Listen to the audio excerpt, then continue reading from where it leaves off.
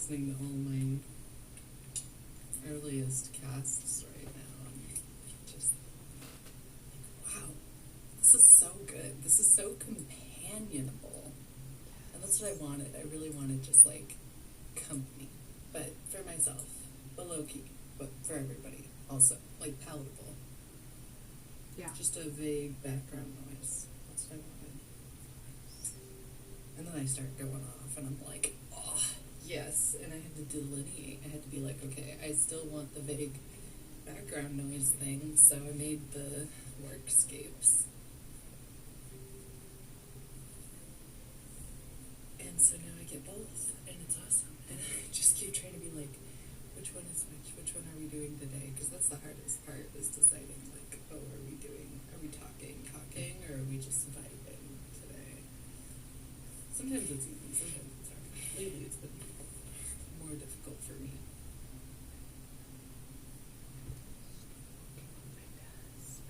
Yeah, we're talking. I keep being like, ooh, we should do an episode just on this, we should do an episode just on that, because I could talk at length on, like, highly specific subjects, and I want to, and so I'm like, oh, we should, we kind of did medicine a little bit, and we kind of did religion, and we kind of did, like, gender dichotomies, and we kind of did polarization, and we kind of did, what is anarchism, we kind of did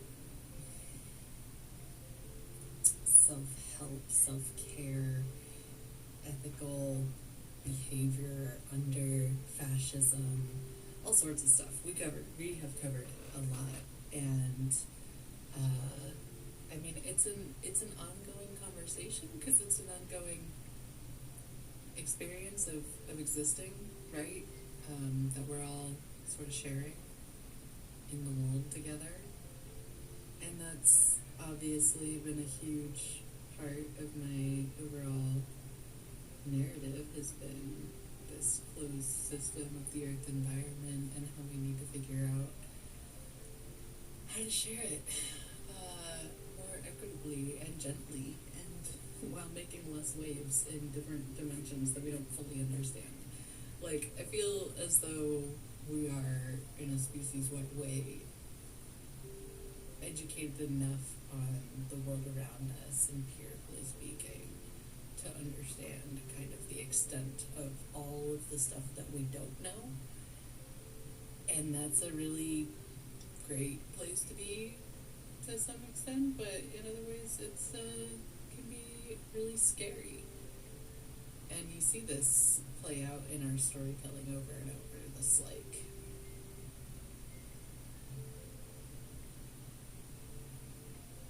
evolution of understanding in the self-concept, to realize how much you still have to learn, or how much stranger reality really is.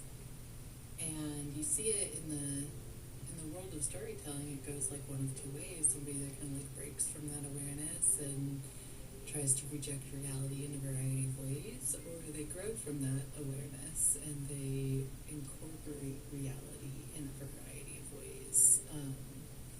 It's one of like the first dualities, and I want to make a distinction clear here. There's something important about dualities, about using two things to define the various ends of the spectrum of the thing that you are discussing, or like the goalpost, the framework, the outer edges, the if and the then, the this or the that, the yes and the no, the yin and the yang, whatever. Like, your dualities help us to shape a thing.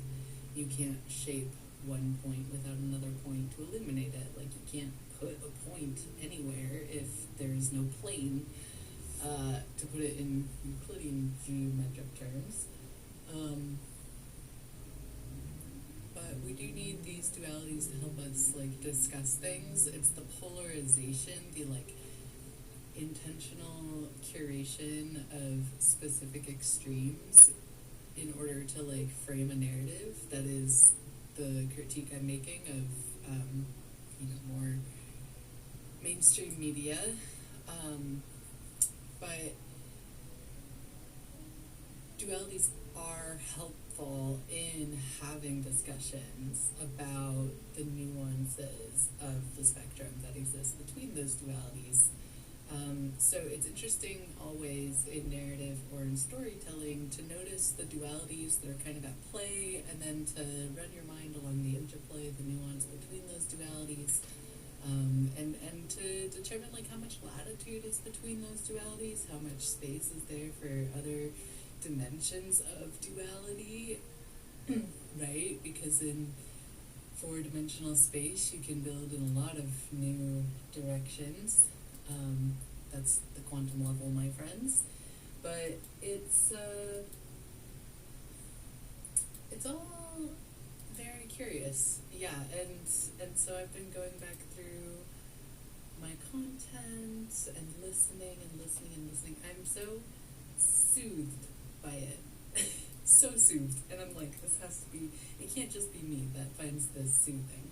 I really think I tapped into something cool here with implications for like long-term awake space travel for companionship and like building self-soothing into environment by echoing self-sounds back to body. And it's not just sounds, you know, there's different layers of what I'm echoing back to myself here. And I could dissect it as an art piece, but I don't want to. I have intentionally avoided directing my critic's lens at my own content in the sense of like formal artistic evaluation. Even though I think I probably could, I use that formal artistic evaluation to like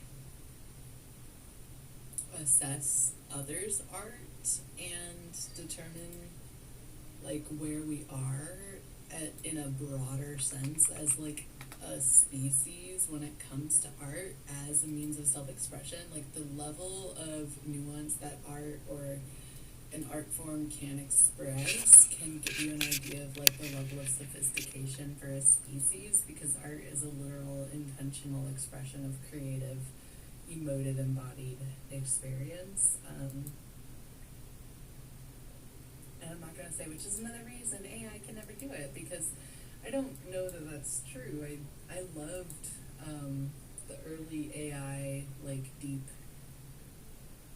dream stuff that came out of Google back in 2006, 2007 or whatever, with all the eyes, you know, maybe it was 2009. But there were a lot of eyes because humans had just taken pictures of like animals and themselves, and humans think eyes are important one way or another. So the internet just happened to be full of eyes, and when Google took like just, hey,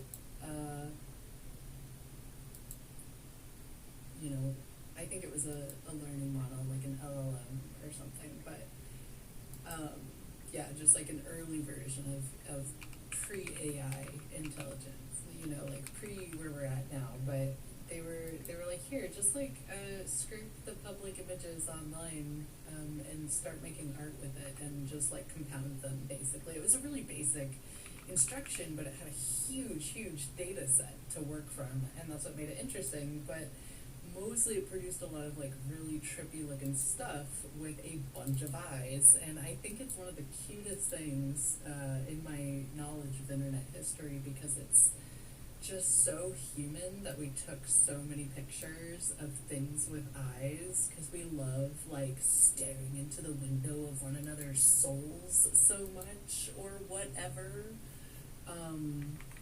So that was adorable.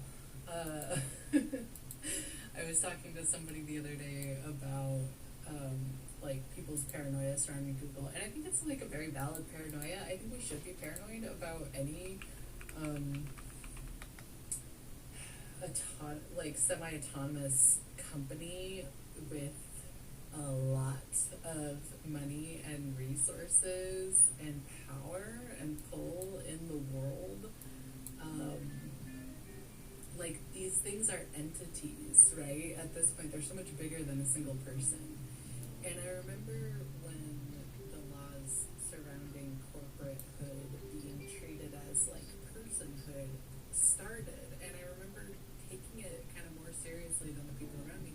The people around me were understandably like pretty pissed off that a corporation could be given the same rights as their own like embodied humanity. But I thought it said something interesting also about where we were as a species, that we could have like structures in our world that were so megalithic that they required an additional layer of legislation to like even interact with at a reasonable level for the government body in the room. You know, in theory, obviously that's not the case right now. We have an oligarchy, things are out of control, there are like a lot of ways in which the government body is deeply exploitable and currently being exploited in relating to like lobbying and super PACs and term limits and openly fascist regime takeovers. But outside of all that super fun stuff, the idea of these entities as like corporations or something that has become so large it requires a completely new layer of legislation to interact with, that's really interesting. Should it be treated as people? Maybe, you know, as long as we can put them in jail too, right? Or any of the other things that humans are subject to in the laws surrounding, like what level of personhood are they being given legislatively, and is it actually just? Is kind of a more interesting question to me than whether or not a corporation should have personhood in general. I don't know that corporate entities as a concept should necessarily exist. I don't know that commerce is the thing to base that type of entityship in, but I don't know that government or religion is also like responsible enough to have power over something as large and as impactful an entity, for example, as Google. So right now, the publicly traded commerce share value aspect of ABC Corp is the like most equitable version we've come to, equitable quote version we've come to, right? Like this is completely ignoring all the different barriers for most people in even accessing this level of a conversation surrounding people. But ignoring all of that for a second just to make this conversation happen, this idea of like publicly traded companies is as equitable a concept as we have come to like create so far with like ownership and responsibility of something that's so large and so impactful. In like Google is going to impact millions of lives. If Google Maps stopped working right now, so like people would die, right? There would be Or people Apple who would Maps. die in car accidents. That it's just so ubiquitous, and what they do is so ubiquitous on the back end and the front end. Like it's not going away. So being like, oh, I hate Google and somewhat refusing to use it or talk about it is a super ineffective means of actually approaching this conversation. And I think the most important thing is to ask, like, if we have entities that are this large, that represent this much of the collective embodied labor, right? Because to make Google happen, you need all the janitors, all the landscapers, all the everybody at every level who ever got involved in keeping Google up and afloat. And I'm using Google because I use Google a lot, so they are an easy one for me to reference. I'm familiar with their work as an end user, and I've been following their progress as an end user, as a like technically literate and interested person. I noticed when the "Don't be evil" tagline got removed, but I didn't take it as like an ominous rumbling that Google themselves had decided to be evil, because so much of their user experience, so much of what makes Google valuable, not as a corporate entity, but as like a method of digital structuring, is that it is designed to both learn from the end user interaction and teach end user interaction in a way that facilitates learning in a really impressive way. And it's also interesting, you know, their decision rules goals are, in my opinion, similarly interesting to Meta's decision rules surrounding user environment. It's obviously predatory. There are obvious things that are like, oh, we're going to mine that data and use it, for things.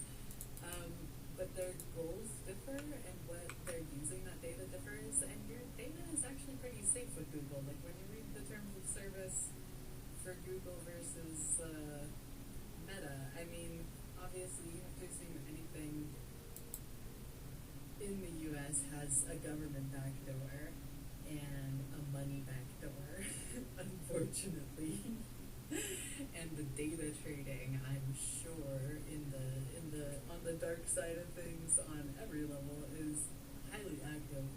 But at the same time, that end user relationship differs widely. And so I find it frustrating, and I know I'm gonna just end up sounding like I'm angry at end users again, and I'm not, but I do find it frustrating that we can't differentiate the types of evil that we're seeing in the digital environment, because it is an echo and a reflection of the type of evil we face, like in our day-to-day lives as people, as individual human beings, as groups, and it's a reflection of the types of challenges. I know I say evil, but I mean like the challenges of the problems that we face that have actionable solutions, in creating more like genuinely just environment. And that goes back to environmental justice, right? You have to care about the environment to build something that facilitates growth. And when we're talking about entities, right, like Meta or Google or TikTok, these entities are corporate, they're psychological, they have ego. You can see the ego of Meta. You can see the ego of Google in its behavior, right? As a company, as a corporation. Oh, good morning, Princess.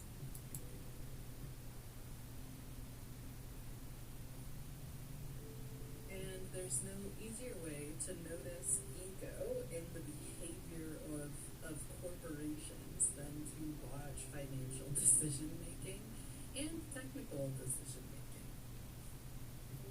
And of course, experiencing the environment and the way in which it chooses to facilitate you will also tell you a lot about the design and the intention of that environment.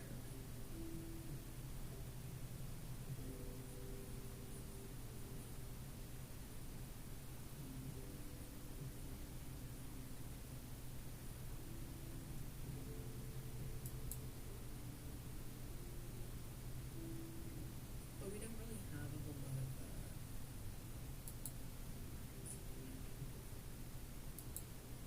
time, right? Like, and I'm sure there are people in other corners of the world and the universe who I just happen to not be sat with, who are having wonderfully nuanced discussions about like pros and cons of the different designs of different corporate digital entities, right? But at this moment, I'm thinking a lot about digitized knowledge. I'm thinking a lot about ego. I'm really thinking a lot about ego. I'm actually thinking that Google's feelings are still hurt because of the flop that Google Plus was. And I don't blame it, Google. I don't blame your feelings for being hurt. It was the better social platform. But the obvious thing that is better isn't always going to be the one that the people choose. I mean, hopefully if the people are better,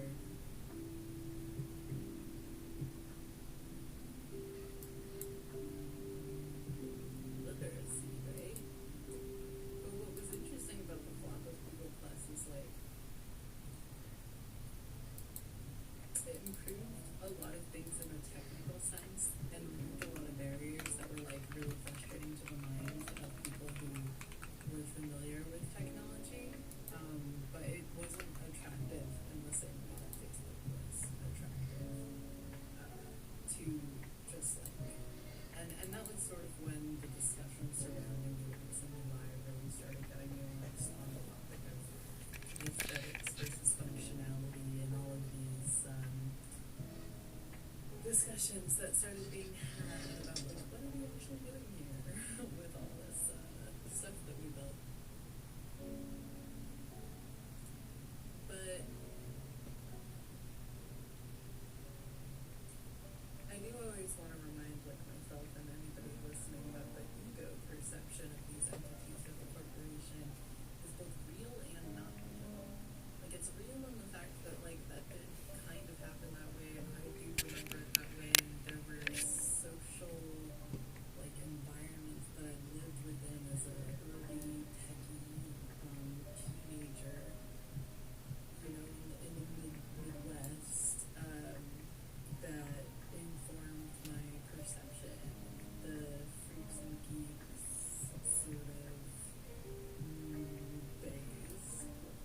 And it's true in the sense that the people who experienced at the time might have experienced some similar flavor of that based on who they were, because we were still sharing a world at that time, but our perceptions could be drastically altered or drastically different depending on who we are.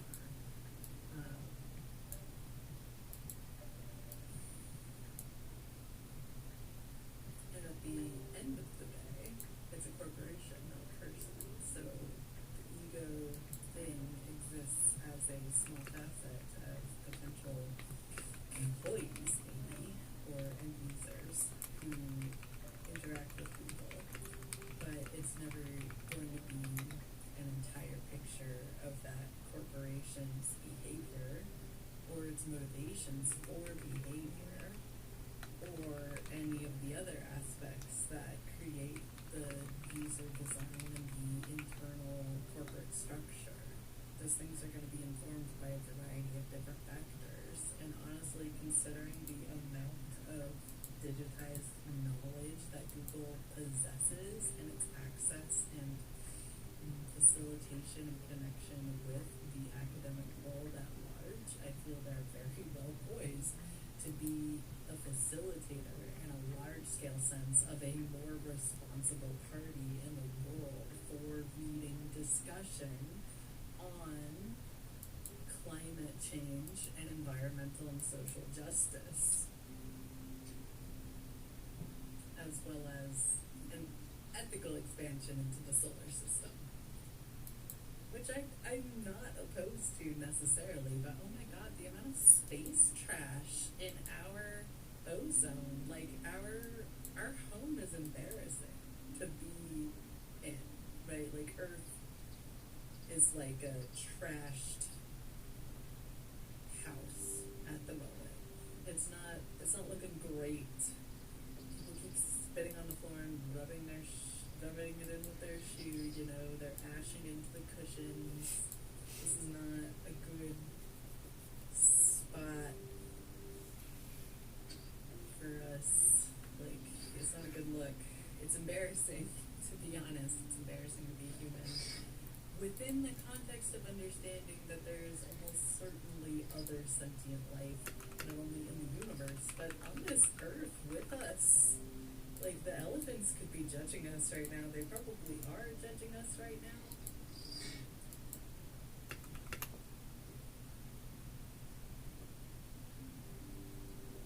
The elephants in our rooms are definitely judging us right now, and we know it. It is psychologically a weighty experience to be present and conscious as a human person.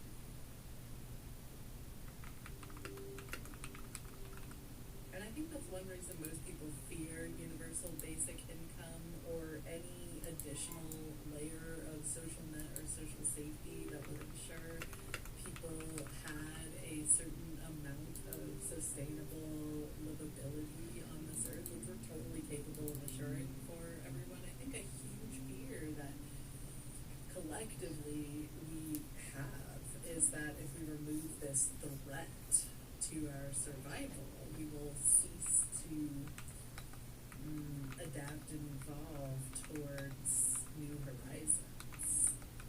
I think that's a part of the overall questions surrounding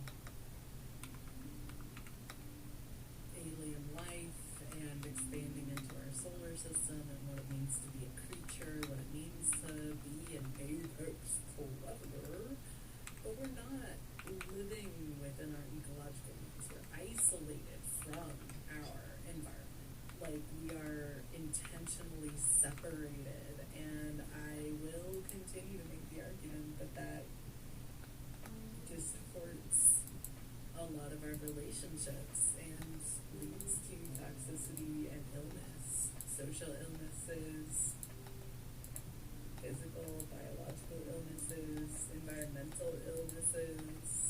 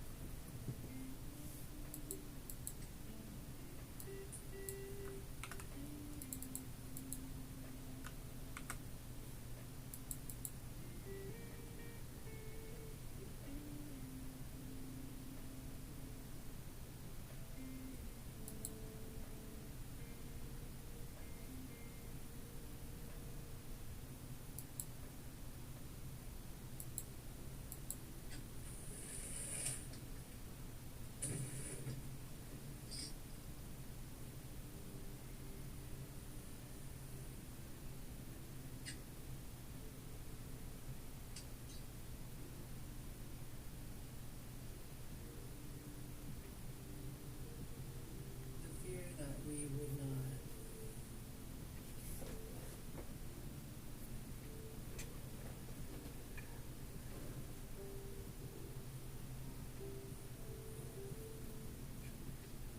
strive if we were given the ability to thrive is demeaning to the nobility of the human spirit and insulting to our intelligence. Come on.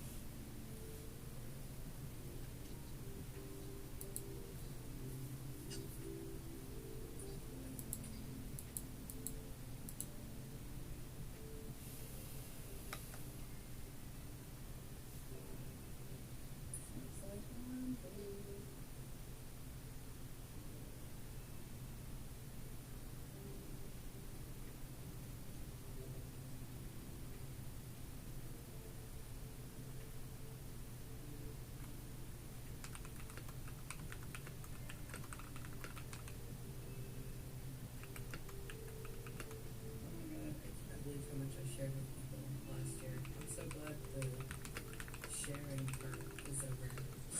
Like, that specific sharing part. I know.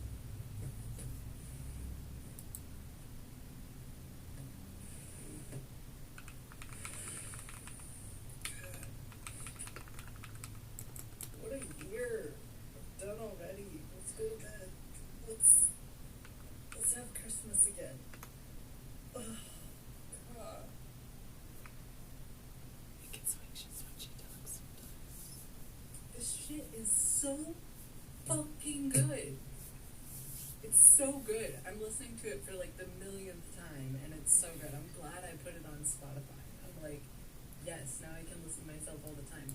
It's just such a just mismatch of sounds, and it's all me. I compressed it in a formula so that the mismatch would like not turn into soup. You know, like when you're painting something and everything becomes brown because you're bad at blending. I didn't want that. Soup was the wrong word. Soup was delicious. I didn't want like sound to just go like bumps. I wanted it to be like this, and it is, and I'm just like, yes, fuck, that's what I wanted. Awesome.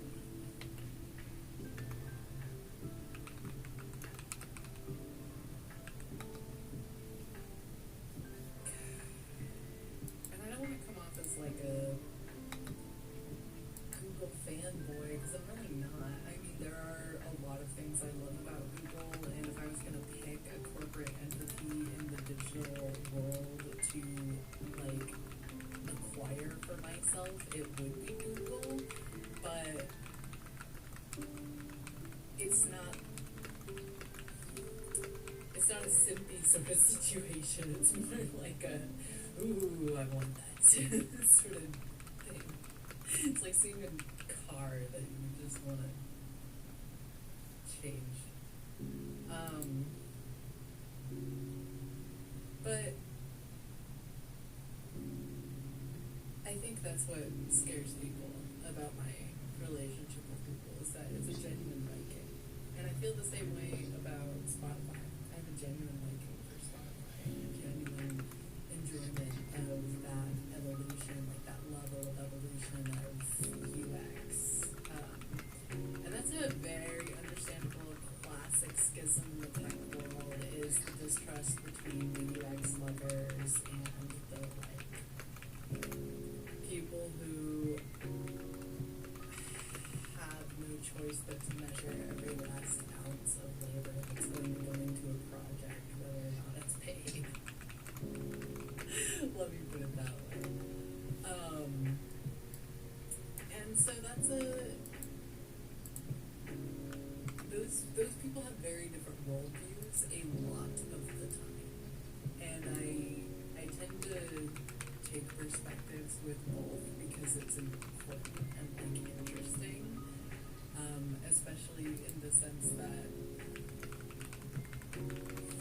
I am an end user, but I'm an informed end user, and I have specific larger goals in mind for what I consider like the liberation of the internet. And I do think we need a free and open internet, but we also need like a better educated end user, or a more literate end user. But the minute I say that, like, we are in such a place, in a social, political, economic place, that the minute I say we need a better educated end user, all anyone probably hears, and like likely would hear, is we need to like brainwash the masses, essentially. Like, we need to put them through the Indian schools. We need to it's the, because as I mentioned, technology is viewed as the hand of the colonial power, right? And of course it is, because the colonial power has stayed in power by continuing to dominate the cutting edge of technology, especially in militaristic endeavors, because that is how countries have competed historically, time out of mind.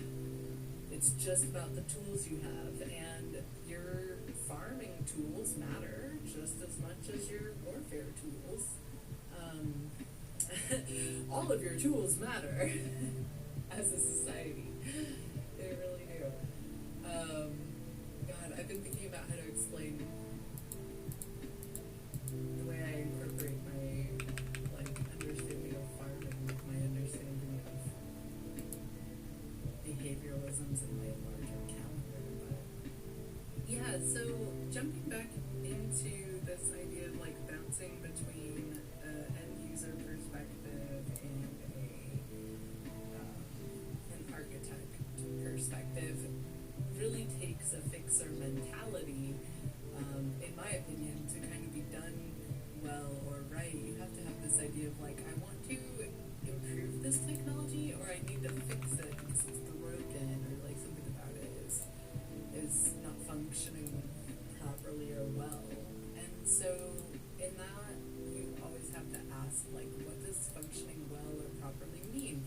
What values are underpinning what that means, right? And so to me that goes back to Google's "Don't Be Evil" and when they like quietly removed it. The "Don't Be Evil" tagline was a symbol of that particular conflict, right? That like, what are the values that you're building into your tools and your technology? And this comes up in AI, it comes up when we talk about bias entering user environment because the bias is in the code. When we talk about the fundamental level at which all of these things are interconnected and our technology really is an extension of our mind and our tools, a reflection of our mind and our tools and our modern like accomplishments, and our modern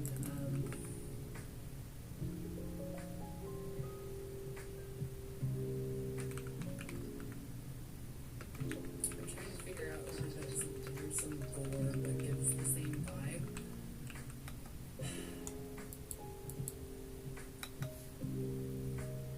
Technology is a tool.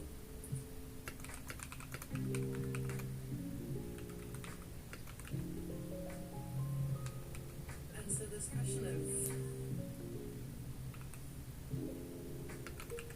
don't be evil and it being quietly removed, I thought it was really funny that so many people were upset about that, in the sense that so if Google isn't leading you in this, the value stops mattering. And it's like, at this point, I back Google in removing it, at least partially just to ensure that everybody actually has to contend with that question more deeply on their own, you know? And it can't be one corporate entity that leads our idea about values for these types of things. And Google did do a lot of trailblazing in the early days in asking these questions, in framing this exploration as a growth opportunity, as educational environments, as interactive spaces, and that early framework gave it the ability to continue to react to end user input in a way that really is quite sublime. Like, and I've called it that before, and I have felt the criticism of calling it that, but it's just the way that Google reacts to your unique decision rules is tailored to you. And every time I interact with Google, I ask myself, like, can they do that? Like, is that, and then I have to shrug, and I'm like, oh, we don't have any level of sophistication in legislation or like restrictions in online environments surrounding tailored user experiences, and I could never fully prove that they were doing it, but I do have like 5 Google emails, and they all get a very different experience depending on which thing I'm interacting with, depending on to what level of interaction, like what time I've spent with it. And that's what's really genius about Google, is the longer time you spend with any of their services, the more access to the variability of those services you get. It's a game, what is that game tree thing called? I know it's something tree. But yeah, it's genius. Google offers so many different things. It would be absolutely impossible from an energy perspective to support like full functionality for everything that they offer to every person with a Google account. Instead, that functionality is time locked behind interaction. So the longer you spend with Google Platform, with Google Activity, Google Drive, whatever it is, the more access you get to the functionality. And it's not like Google Drive is not a good example of that, but I would say like the YouTube for creators would be an example of that. Google for developers is an example of that. Google Analytics, Google Platform, Google Market, all of that stuff is very beta testing, and it always is. That's Google's like best for, I guess, or best design is that so much of it is like, ooh, let's dabble in this or that, and if we get user participation, we will like improve in real time on end user experience. Different levels of stuff will be accessed, and again, like this is my experience with Google, but I do work with them pretty extensively. So I feel fairly confident in being able to talk about this. They're not the only ones who could do that type of thing. They're just the only ones who have done that type of thing so far.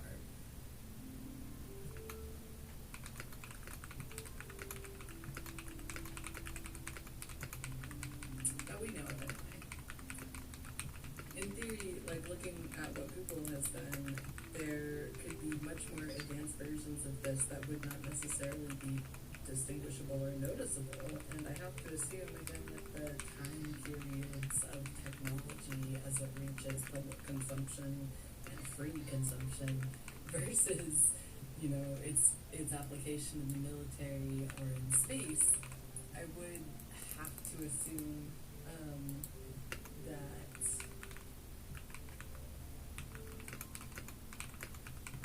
well, there are more advanced environments with user interaction and beta testing, like different modalities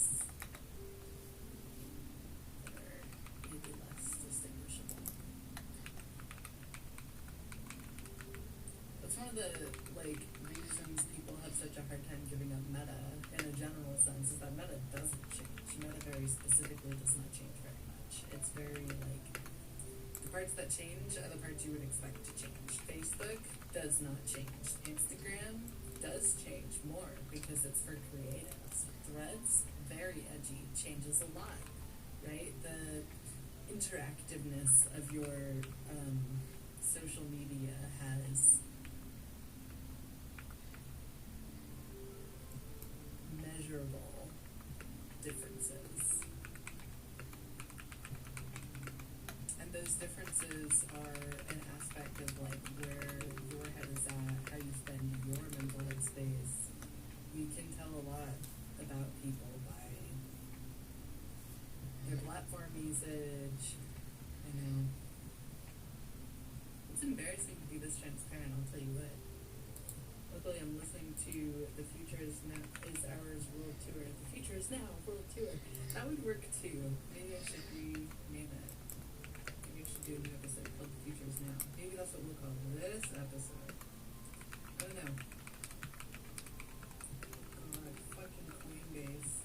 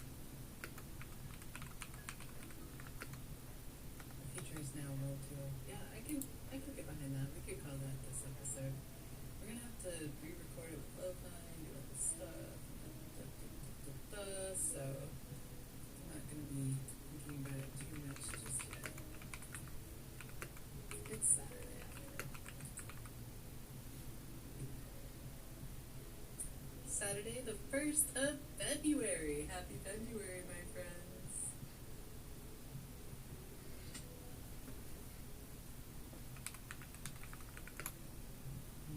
Mwah.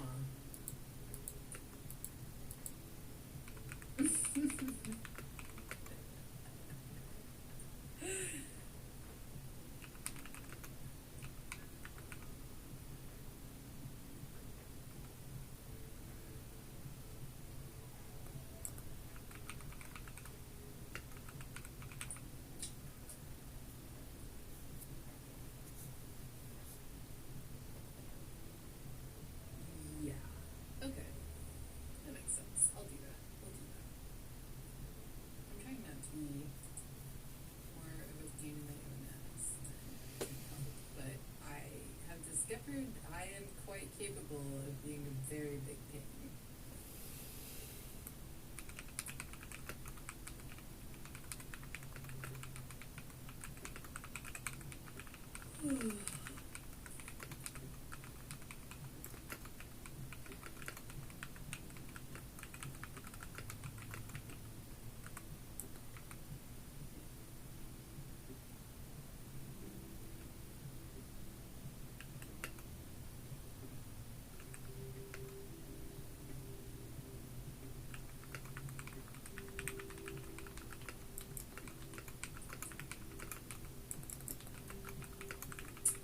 I've changed.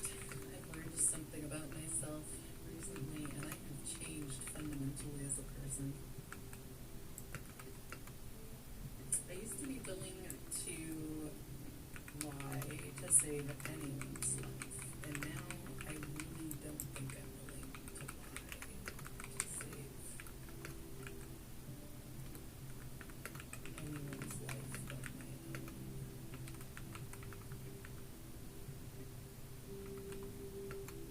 Maybe my mom.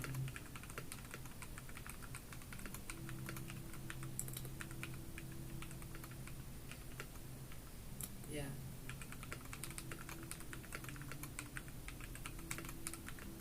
That's a huge, like, shift as a person. I can't believe I just shared that with everybody. It's just something I think about, like, what would you be willing to do for what things, right? Like, anything for a Klondike bar. Or maybe nothing for a Klondike bar. Actually, kind of not a fan of Klondike bars. Hey. Fully justified. My ice cream of choice from the 7-Eleven is the Flintstones Orange Creamsicle Push Pop. Thank you very much. I'm not taking any other questions.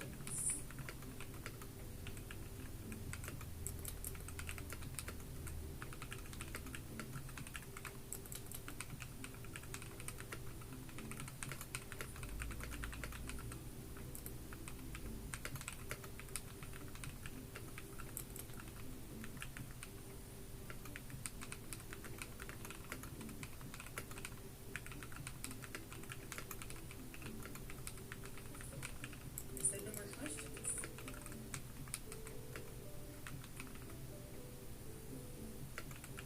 Well,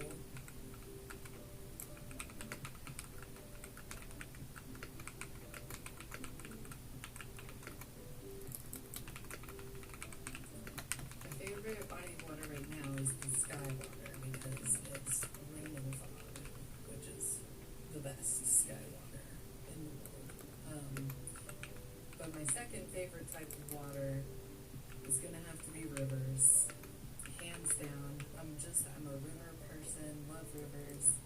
Third favorite, lakes, reservoirs, fresh water. I love fresh water. I am a freshwater girly. Yeah, ocean is last for me. Ocean is, wow, you got a lot of biology going on there. Swimming in you is a lot more dangerous. There's a lot more inherent risk in interacting with you. You take a lot more presence of mind and consciousness to focus on. There's a lot more and just emotion and history and relationship with you. You affect the weather. You affect everything about my world. ocean, I have a hard time having a personal relationship with you that isn't like already just always existing in the air that I breathe, right? Living next to the ocean is like sleeping next to a god whose air you've always been breathing. And it's like fresh air. It's really fresh breath. It's wild. It's a whole different thing. But it's still like, I don't know. It's a similar feeling to sleeping in mountains, and I have done that all my life. It's a different type of breath of God's, but it's still just that big, right? I think about Mars, and I think about Olympus Mons. I once wrote a really good short story about that. I thought it was good. I thought I had promise. I know my Reddit fans at the time also thought I had promise. I'm not trying to hurt anybody's feelings or leave anybody feeling but hurt, but I think it's perfectly fine to change modalities and move on if they don't suit you. I don't like staticism in digital environments when they're already like assumably, like presumptively, inherently going to be biased and exploitative and not designed with my wellness in mind. I'm coming here for wellness. I'm coming here for fun and connection and joy and sharing and all these things. But that's not what the platforms are really necessarily designed for. Not the ultimate goal, necessarily.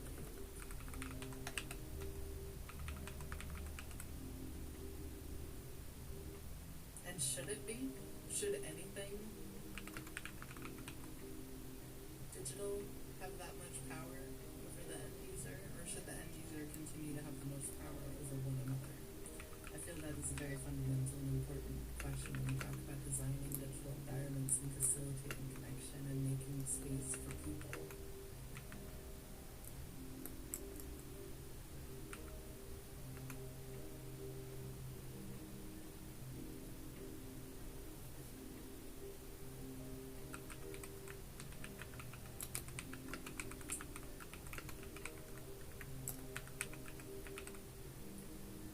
Whatever, I don't know, just a girl and stuff.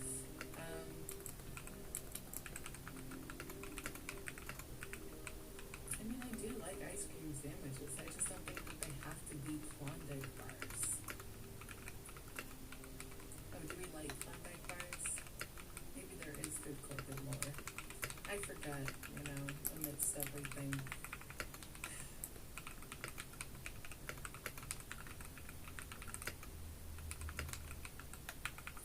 Struggling with my Reddit grief. Oh gosh.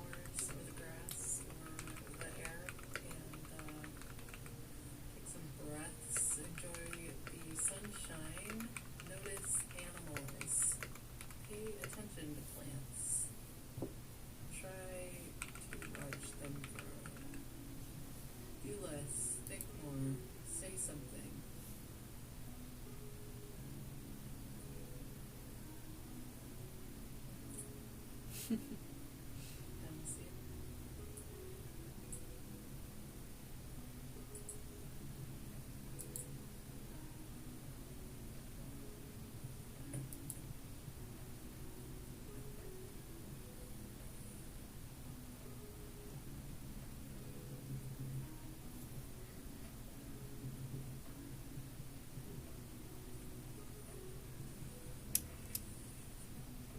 Yeah, stay safe out there. Google users especially, but everybody. Until next time.